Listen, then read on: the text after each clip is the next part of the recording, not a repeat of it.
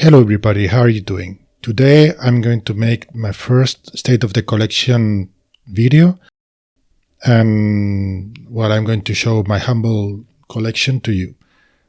And I am wearing my Caravelle SKX009 Sea Hunter Devils Diver that you probably have seen in other reviews and videos that I have made. I really like this watch. I'll talk about it a little bit later on. The first watch that I want to show you is this one. This is basically my first watch that I got for myself. I had a couple of other watches before, an analog one and a LED one that they are lost. They have been lost for ages, so I can't even remember which ones they were. But this was the first watch that I actually bought with my money. And this is the second unit of the same model. I wanted a G-Shock that were trendy back then in the 80s, but I didn't have the money to get the G-Shock. So I bought this one, which was the next best thing. And it's very thin. It's the W310. It was a 300-meter water-resistant watch. I have been bathing with it. This has been with me since I was 14, so over 36 years and still running. I found it in a drawer a couple of years ago when I restarted my hobby for watches, and I had to change the battery, the rubber gasket, but it works perfectly. Runs a little bit faster, but it's a great watch nevertheless. I will never get rid of it. I will keep it as long as I can with it, and it's a real nice watch. It's totally damaged. I have to change the band. It's glued together, so it's in a poor shape. But I love it. I still wear it every now and then. Now, my second watch I want to talk about is this Swiss Army Diver's watch. It's a quartz watch and very precise. This is the watch that I put other watches against, other than my cell phone. This watch, I didn't know it. It was shown in the hands of Fox Mulder from the X-Files. So it's called the Fox Mulder watch. It was in season 4, I believe. And I said it's as precise as possible. It's like around 5 seconds a year or something like that. I don't know what movement is inside, but it's a Swiss quartz movement and very precise, so I really like it. This was gifted to me by my now wife. It's like my engagement watch. And it was bought in an official AD for Rolex. So this will be important later, as you might know. It's very thin. It's still 100 meters water resistance, or it's rated for 200, but it's 100. It's not screw down. It's a pull crown, but it has been recently tested and still can be used in the water without any problem. So now for the next watch, I don't know. Yes, I'm going to talk about, I'm going to show you.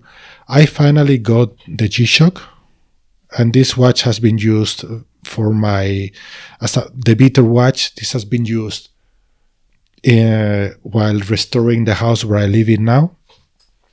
So it has been with me in very tough moments, and it's hard as nails. It withstand water, and this was the G-Shock that I wanted. This can be used. It's NASA compliant, so it could go to space. So this is kind of my space watch, other than the other watch that I have servicing.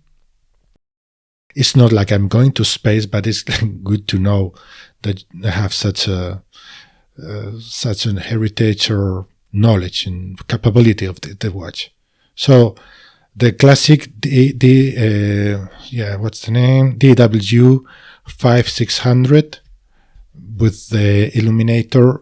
I had radio controlled one, but that now is of my son. So, a better watch. Then finishing my digital watches. This is a very classic one. I really wanted to have this watch in the collection. It's a fun, inexpensive watch, clear to read, very precise, to be honest. This is the A158W with this very nice bracelet that it stings, pulls your hairs from the arms, but it's very comfortable nevertheless. So a must-have piece in a collection. It's by far the cheapest, most affordable watch that I have, but I really enjoyed it. Sometimes it gives me these 80 vibes without wondering or caring about, damaging or anything like that. Still pristine. I haven't used it very much lately because I cannot see numbers very clearly now with my poor eyesight, but I really like it.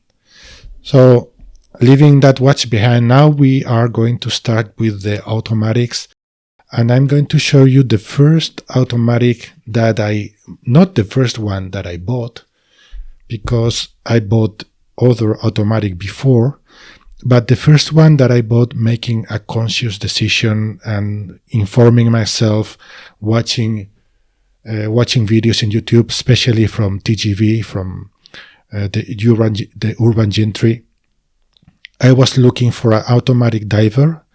First, I got a khaki field Hamilton, a very nice watch, but after some time, I felt it was too big for me, for my taste. So, but nevertheless, I wanted to have a diver, and I started to see videos about the Orient. I don't know what the name was. Well, the Orient equivalent of the Seiko automatic. I was checking videos and I saw a comparison video with the Seiko SKX009, this one, and the Orient Diver. And I really wanted the Orient Diver, but at the end I fell for this watch, and I'm so happy I did. This is a timeless piece. This is pure classic watch, iconic, robust, the real thing. It's also a movie watch actually it is with an NATO band, an NATO strap that was used in the movie All Is Lost with Robert Redford. A great movie, one of the greatest movies that I have seen of this genre of sailing. I really enjoyed that movie, and thus I got this strap for this watch. I almost sold the watch once, but then when it was on reservation, I started to repent myself of selling it. So I was very happy when the other person said that he didn't want the watch. So I have kept it, and I'm going to keep it all the time. So this is a keeper for me. This is not going anywhere. I really love it. It's a 42mm watch, but with a very short lug-to-lug distance. And as you all know, this is pure iconic watch. It is a summer watch for me, to go to the beach, to scuba dive with it and everything. Now, let's see what I have next to show. Okay, I'm going to show a vintage piece. I'm going to show you what I think is the next watch that I got, following this line of historical line, and this is the Laurier Neptune version 3. This watch it's amazing. This is pure class. It's a beautiful watch, and what can I say? This is one of the most beautiful watches I have ever seen, and probably one of them, I would say, except for one of the watches that I have, the most beautiful watch that I own. And it has a Miyota movement. It's very thin. The bezel, the action of the bezel is awesome. The crown is very easy for me to use. I have rather big hands. Has drill lugs. You can put anything with it. It's a very elegant watch. You can use it in many occasions. So this is a go-to watch when I want to change a little bit from my field style of watches that I have. It's a watch a little bit more about, everything from going to the beach and going to dinner. It's not that I go to dinner a lot, but I love the symmetry, the resemblance of the blank pane 50 fathoms, the bathyscaphe, and all those classic watches. The plastic, the plexiglass, it's amazing. The pictures you can take of this watch, they're astonishing. And it's paired with a tropic strap that I really like. This is a Chinese strap, by far the best I have tried, and very affordable, around €8. So I really like this watch. Very much. Now, then I think I need to talk about the Caravelle Sea Hunter. This is one of the watches that I will tell the story when I make the video about how I got to buy the Rolex Explorer and all the alternatives before I finally was able to get the Explorer. And I will tell the story about why I got this one. But you can tell it has a Explorer or Ranger dial with the hands simulating the Commando Rolex watch. So, and in a friction diver's bezel, supposed to withstand 666 feet, thus the name of Devils Diver, with 36.5 millimeters. And it's very beautiful. It's a vintage piece. It's from 1970, so it's older than I am by 2 years. And I love this watch. I love it. The only thing is that the bezel is a little bit damaged during the years. It was gifted by somebody named Lynn to probably her boyfriend or husband. It could be that it was used in the field in the wars of Vietnam. I cannot be sure about that, but judging by how tough it has been used, it wouldn't surprise me. It had been there because those were gifted for the military back in the day. So I love this watch so much. It's a hand-wound watch that and I had some issues with the movement when I got it. I had to fix one of these pieces. It was quite a very simple piece, but very expensive to achieve. So I started to buy watches with the same movement, it's a Citizen movement. I can't remember the name right now. If you're interested, ask in the comments, because I will look for it. But that is the reason I got a couple of other watches. One is in the collection, is this one, which is kind of my dress watch. It's a little bit damaged here, but I really like it. It's a 32 millimeter watch, very classy, discreet, without date. I really like it in the same movement. So I love this watch so much, how it looks, how subtle it is, that I got another one because I don't want to use this movement to fix this one in the case I need it. So I'm going to leave it right there. And here's a watch that I don't consider it in the collection because it's 4 parts. It's working, as you can see, and the movement is going to be for another project that I have with another Sea Hunter that I'm expecting to get sometime in the future if customs makes its job. So this is not in the collection. And talking about watches not being in the collection, I have to talk about this one. I mean, it's not that it is not in the collection, but this one is for sale. I'm going to sell this watch because this was the version 2 of Traska. and I already have black dial field watches, as you will see. And I got myself in the collection the version 3. You can see the video about the comparison of the version 3 and the version 2. And after the review I made of this watch and some improvements that could be made for this watch, Traska made this one with the improvement I suggested. I don't know if because of me or more people asking for the same changes. Nevertheless, I feel somehow it's a little bit of my history with watches to have one that was corrected after the review of this one. But I prefer to sell this watch for somebody who can enjoy it, because I'm basically wearing this one for my mountaineering. So this is for sale. So if somebody wants it, please leave a comment below and we'll make an arrangement. And this is the watch in the collection. And this is a real tough one. I have a video about it, so you can go and check it. But this is a great watch in general.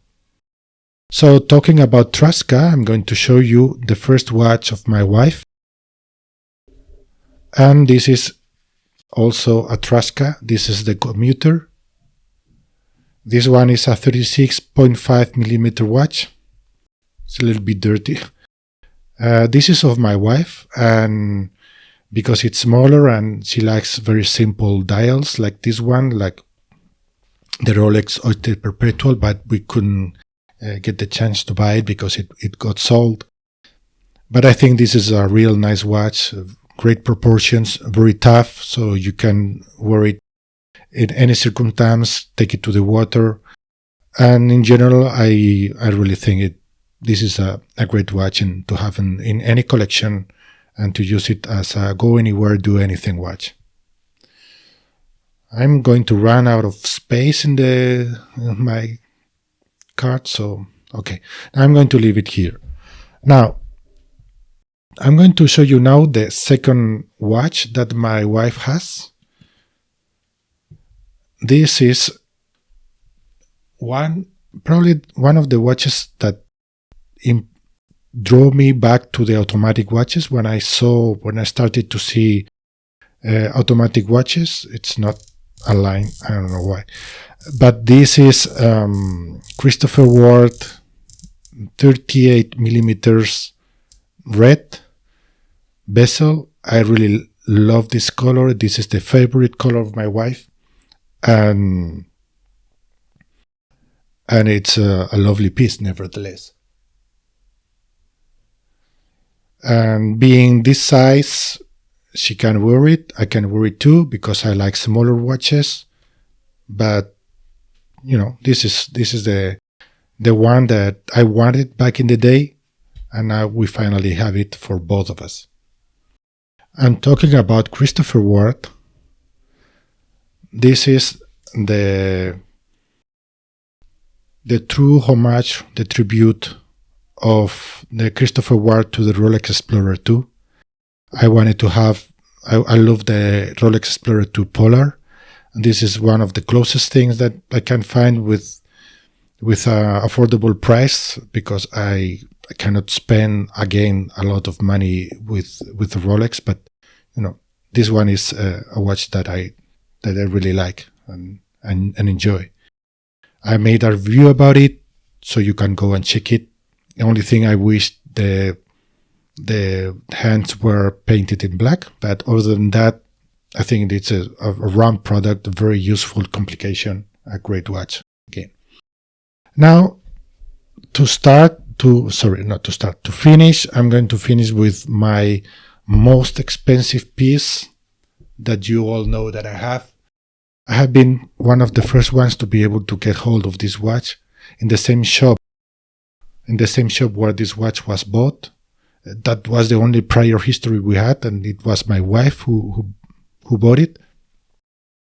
But I got this, I think, of pure excitement of the owner of the ID talking to me, talking us together about the Explorer and the watches, and this being my dream watch. and he offered me to buy it, and so I did. And well, this is the watch that I have. The watch that is missing is the Glycine Base 22 Airman that is being serviced right now, and I hope to have it back in probably in a month, something like that. I don't know. These things go slow, but this is the watch that I use most of the time, and this is, as you see, is a beautiful watch, the most beautiful that I have in the sense of versatility and do anything together with the Laurier, and really enjoy it. Well, thank you for watching the state of the collection. I think this has been a little bit longer than I expected, but here it goes. I also sold a Seiko SBDC 053 in blue recently, and now we'll see what happens in the future. I don't have any immediate plans to buy anything, only to sell that Traska that I told you about, and well, that's all. Thank you very much for watching, and hope to see you soon in a video that I'm planning on the story of what I went through, what watches I used to have, to dream, to try to buy before I got this Rolex Explorer. Thank you very much. Bye bye.